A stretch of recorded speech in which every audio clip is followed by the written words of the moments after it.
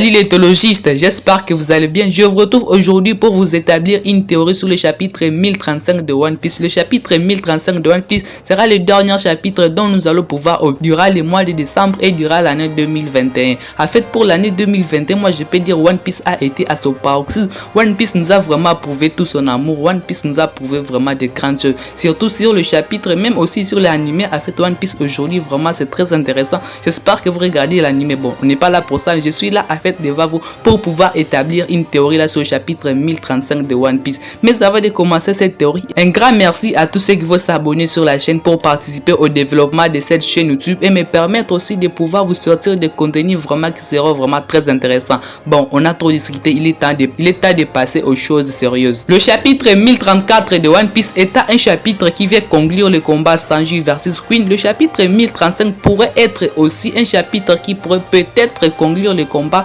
Zoro versus King. Pourquoi conclure ce combat? Parce que aussi ce combat a trop duré. Je crois que ça fera 12 chapitres là que ce combat a débuté. Je crois que l'auteur aussi a trop mis en avant ce combat. Il est temps que l'auteur puisse mettre fin à ce combat. L'auteur, je crois, ça fera plus de 2 chapitres. Il nous prépare à cette fin. Il ne pouvait pas terminer le combat Zoro versus King sans pouvoir nous apporter plusieurs informations sur Zoro. C'est pour cela il a dit compléter toutes les origines de Zoro, toutes ce qui concerne toutes les informations qui concernaient Zoro. C'est pour cela vous avez vu dans le chapitre 1033 de One Piece, nous avons eu vraiment un chapitre historique. Nous avons eu vraiment le passé de Zoro. Nous avons eu vraiment tout ce que nous voulions avoir vraiment sur Zoro. Alors selon moi, je pense que le chapitre 1035 de One Piece pourrait être aussi un chapitre historique. Pourquoi un chapitre historique? Parce que en fait le chapitre 1033 de One Piece étant un chapitre qui était en fait pour compléter les origines de Zoro, je pense que le chapitre 1035 aussi pourrait être un chapitre qui pourrait en fait donner plusieurs informations sur King. Pourquoi sur King? Parce que en fait l'auteur aujourd'hui là dans le chapitre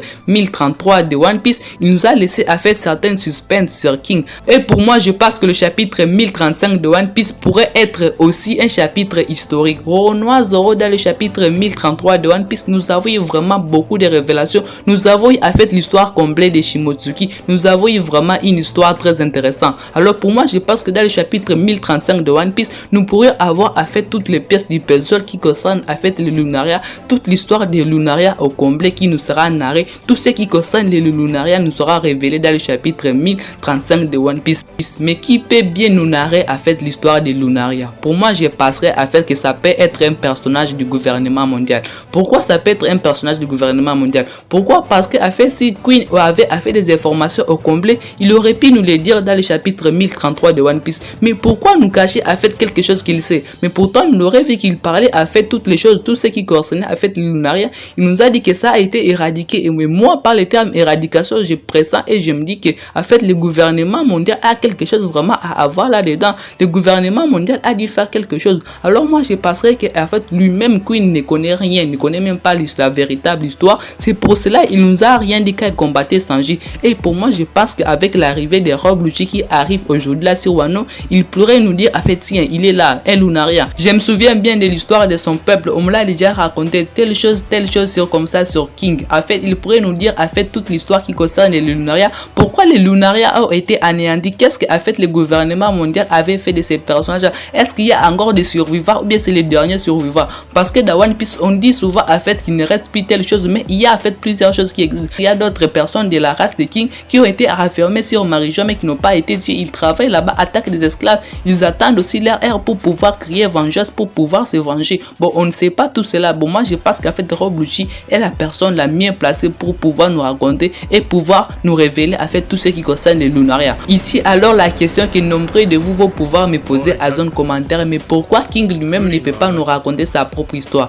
Tout simplement parce que selon vous-même, comme vous connaissez King, est-ce que vraiment vous pouvez voir King commencer déjà à raconter comment était sa vie, comment il a vécu? King ne parle pas trop, c'est un type qui agit, c'est un type qui est là pour passer en action, c'est un type là qui est là pour exécuter vraiment des choses qui sont tellement atroces. Je ne le verrai pas commencer à dire, commencer à se rappeler des personnes qui lui étaient chères, commencer à nous dire telle chose sur sa vie. Bon, moi je ne pense cela de King. Pour moi, je pense que King était un personnage vraiment qui a un charisme là que personne là ne peut réussir vraiment à comprendre, un charisme là vraiment vraiment qui laisse vraiment que moi-même je l'admire, car il a vraiment un caractère pour moi spécial, un caractère vraiment qui le différencie d'autres personnes. C'est pour cela moi je dirais qu'il ne peut pas réussir à nous révéler ça, parce qu'en fait lui ne parle pas trop, il ne cause pas trop avec les gens. L'histoire de King me fait beaucoup passer, je vous dis carrément, me fait beaucoup passer vraiment à l'histoire de Nico Robin. Si vous regardez aussi vraiment très bien One Piece, vous l'aurez remarqué, parce que si nous regardons l'histoire de Nico Robin avec celui de King, c'est presque similaire. Toutes leurs tribus ont été anéanties. Nico Robin, toute l'île qui a été anéantie. King, tout un peuple qui a été vraiment anéanti. Vraiment, on ne sait même pas qu'est-ce qui reste. C'est presque similaire. Quand je regarde la fête l'histoire de King, je me dis, à fait l'auteur, peut-être il a essayé de reproduire la même chose,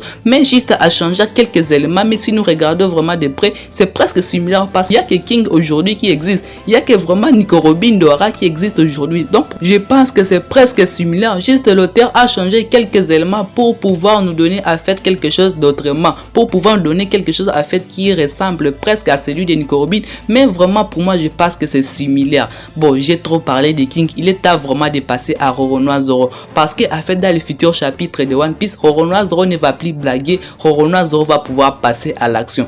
Tous les chapitres dont nous avons obtenu jusqu'aujourd'hui, King a vraiment mené Roronoa Zoro. Dans le chapitre 1033 de One Piece, Zoro nous a d'ailleurs sorti une nouvelle technique là qui n'a pas totalement fonctionné à King, mais qui n'a rien fait à King. Pourquoi? Parce que la peau de King est tellement dure, et pour réussir à la faire fondre, il faut utiliser les haki du roi. Pour pouvoir utiliser les haki du roi, il doit pouvoir réussir à faire un mélange pour pouvoir donner à Enma du haki du roi pour qu'il puisse découper aujourd'hui King. Moi je pense que le futur chapitre de One Piece pourrait être un chapitre dont nous verrons aussi Roronoa Zoro dominer carrément King, car il a été vraiment dominé dans le précédent chapitre. Il nous a pas montré d'ailleurs quelque chose de très spécial.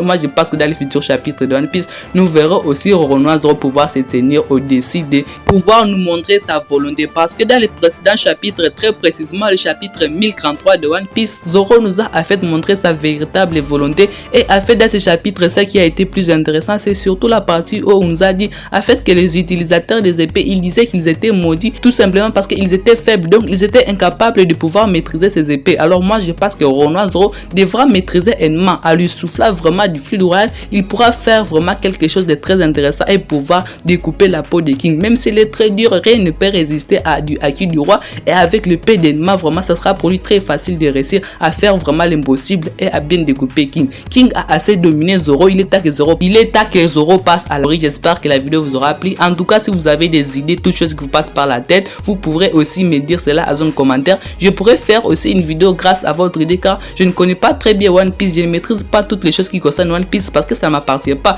Moi je suis là en train de vous établir une théorie, vous aussi pouvez avoir une idée. Il serait très intéressant si vous me présentez votre idée. Un grand merci à tous ceux qui ont regardé la vidéo jusqu'ici, vraiment votre soutien vraiment mais fort, vraiment vous me touchez grave. Un grand merci aussi à tous ceux qui vont s'abonner sur la chaîne pour participer au développement et pouvoir me soutenir sur la chaîne.